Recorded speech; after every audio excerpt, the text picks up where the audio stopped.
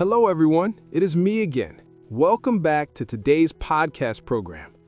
Today, I want to tell you a story, an event that just happened recently but opens up a lot of thoughts for us about modern life. It is a story about light and darkness, about convenience and the fragility of things we often take for granted.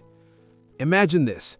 You were living in one of the most modern cities in the world, that is, San Francisco, known as the heart of technology, where everything runs smoothly and quickly. You were at home, maybe watching TV, cooking dinner, or simply charging your phone to get ready to go out and meet friends. Suddenly, snap, everything goes out. The space plunges into darkness and silence. That is exactly what happened to about 40,000 customers, equivalent to hundreds of thousands of residents in the city of San Francisco recently. A massive power outage struck unexpectedly, turning the lives of a part of this city completely upside down. The story begins in the morning, when everyone was starting their new day. According to information from authorities and local news sites, this incident was not a small spot, but it spread like an oil spill. A series of busy areas suddenly lost their vital energy source. Pacific Gas and Electric, or as we often call it, the local power company, had to face an emergency situation. The number 40,000 affected customers might sound like a dry statistic, but if I tell you in more detail, you will see the full picture of this chaos. Customers here are not just households like mine or yours, there are also businesses, restaurants preparing food, traffic lights regulating heavy traffic flow, and elevators in high-rise buildings. The initial cause given was equipment failure. You know, a major city's electrical system is like the circulatory system in the human body.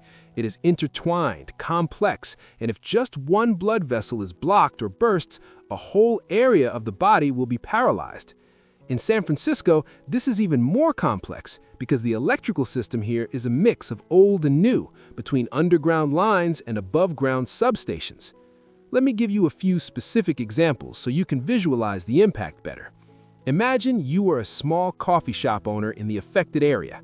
The espresso machine stops working, the refrigerator holding milk and pastries starts to warm up, and the card payment system refuses transactions. Customers are waiting in long lines, and you can only stand there, apologize, and watch the revenue of an entire morning vanish. Or, more dangerously, think of the major intersections. When traffic signals go out, order disappears. Cars, buses, and pedestrians have to find their own way to navigate the crossroads, and the risk of accidents lurks everywhere. Not to mention the elderly or disabled people living on the high floors of apartment buildings. When elevators stop running, they seem to be imprisoned in their own homes. This incident in San Francisco is not just about a power outage, but it is a strong reminder of our dependency on technology and energy. We are living in an era where electricity is like air. We breathe it, consume it every second without thinking about its existence, until it vanishes. When the incident occurred, the power company had to mobilize its entire force to repair it. But you know, restoring power is not as simple as flipping a switch back on. Let me explain this process a little more clearly for you to understand. When a major incident like this happens, the first thing is that engineers must identify the exact location of the failure. With underground wiring systems, this is like looking for a needle in a haystack. They have to use specialized equipment to detect it, and only then can they dig or access it for repairs. During that time, tens of thousands of people have to live in waiting. There are areas where power returns after a few hours, but there are also places that have to wait longer. Human patience is tested, and inconvenience escalates by the minute. The story in San Francisco also shows us another aspect, which is the fragility of infrastructure in the face of increasing human demand. Perhaps this incident was due to equipment failure, but deeper down, it reflects the pressure that the power grid has to bear. We use more electrical devices, more electric cars, and air conditioners and heaters running at full capacity. And when the system is overloaded or aging, incidents are inevitable. I want to tell you more about the emotions of the people involved. When reading the news and comments from residents there, I could feel the initial panic, then frustration, and finally resignation. Some shared that they were working from home, a very common job nowadays, And when the power went out, they lost their internet connection as well. Work stalled, deadlines were approaching, and that feeling of helplessness was truly very unpleasant. A young mother was worried because she could not warm milk for her baby. There were people afraid for their safety when night fell and streetlights were not on. However, in situations like this, we also see humanity and adaptation. Shops opened their doors to let in natural light to serve customers with cash. People went out to the streets to help direct traffic when police had not yet arrived. Neighbors checked on each other to see if anyone needed help. Precisely in the lack of comfort, people found ways to connect with each other in the most primitive, direct ways. From this power outage story in the West, I want to lead you back to the reality of our lives. We often think that such major incidents only happen somewhere far away or only in underdeveloped places. But no, even in an advanced city like San Francisco, darkness can strike at any moment.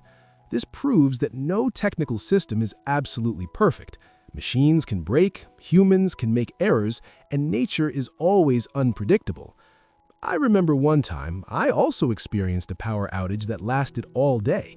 At first, I felt very restless. My hand kept picking up the phone and putting it down because there was no Wi-Fi and the mobile data battery was running low. I did not know what to do to kill time. But then, when it got completely dark, I lit a candle. That flickering light suddenly made the room strangely cozy. I sat down and talked with my family, conversations that on normal days were drowned out by the sound of the TV or phone notifications. At that moment, I realized sometimes an incident is a necessary pause for us to look back at the pace of our lives. Returning to the event in San Francisco, city officials and power company representatives had to continuously update the situation, offer apologies, and commit to fixing it as fast as possible. This shows the importance of communication in a crisis. When people know the cause and know the repair progress, they will worry less. Information transparency is the best sedative in chaotic times like this. Through this event, I want to analyze a bit deeper into the concept of energy security at a personal level. We often hear the phrase energy security at a macro, national level, but for each individual, energy security is simply the ability to maintain a normal life when the main supply is interrupted. Do you have a flashlight? Do you have a power bank? Do you have cash in your wallet, or are you completely dependent on e-wallets? These questions may sound trivial when the lights are on, but they become extremely important when darkness covers everything. Imagine if this power outage did not just last a few hours, but a few days. The refrigerator would lose its cold air, food would spoil.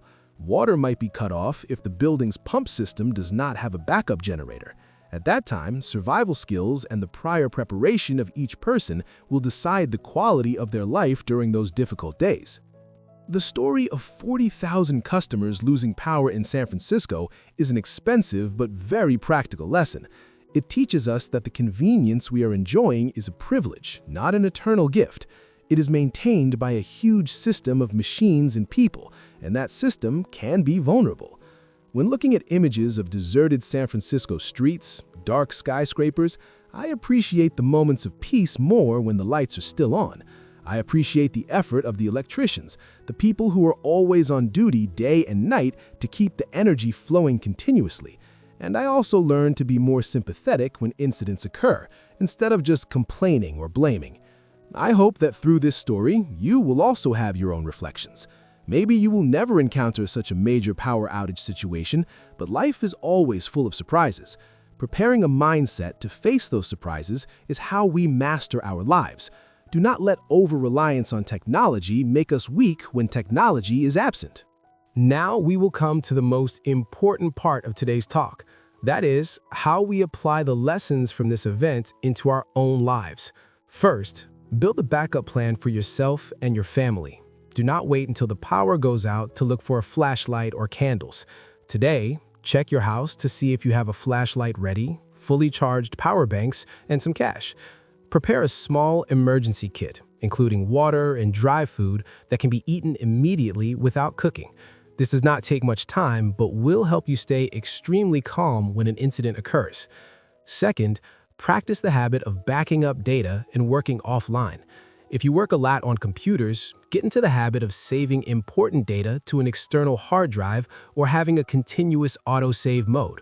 Have a plan ready to use mobile data to broadcast Wi-Fi in case fiber optic internet is lost. Do not let your work be completely passive to the power grid. Third, and this is the thing I like the most, learn to enjoy the quiet moments. Do not panic too much when losing connection. Treat it as an opportunity to detox from technology, to return to real values. Have a few paper books ready, a deck of cards, or simply direct conversation skills. Turn the incident into a happy memory instead of a bad experience. Train yourself to have a calm mindset. Having electricity is good. Not having electricity means I still live fine, still happy. That is true bravery. Fourth, care about the community around you. If your neighborhood loses power, try looking over at your neighbors' houses, especially those with elderly people or small children, to see if they need help. A small action like sharing flashlight light or asking after each other is enough to warm others' hearts and strengthen neighborhood bonds. And finally, save energy. Using electricity consciously not only helps reduce the monthly electricity bill, but also contributes to reducing the load on the general power grid, limiting the risk of overload incidents like we just discussed. Turning off a light bulb not in use, adjusting the air conditioner temperature moderately, those are small actions with great meaning. That is all I want to share with you in today's podcast episode. An event far away, but the lesson is very close, isn't it? I believe that with careful preparation and a positive attitude towards life, we will always find light even in the darkest times, both literally and figuratively. Thank you for taking the time to listen to the story and my sharing. I truly appreciate your companionship. If you find this content useful and it helps you have a new perspective on life, do not hesitate to share it with friends and relatives. Let's spread this proactive and positive lifestyle together. Also, do not forget to leave a comment sharing your own experiences when encountering a power outage or the ways you've prepared to deal with it. I really look forward to reading and learning more from you guys. Please subscribe to the channel so we can meet again in the next interesting stories. Wishing you a day full of energy and peace. Goodbye and see you again.